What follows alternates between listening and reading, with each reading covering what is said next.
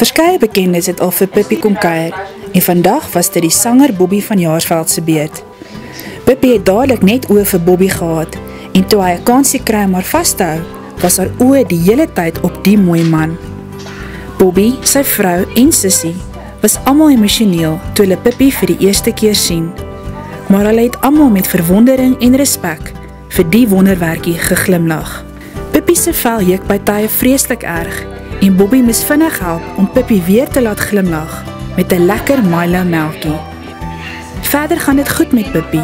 Nog net een wond op haar borsie moet nog gesond word.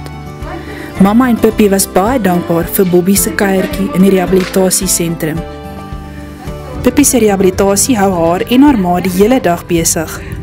Maar as 'n mens na haar vordering kyk, kan jy sien dit is alles die moeite werd. Een dag op 'n slag, Pippi, elke dag 'n klein bietjie beter.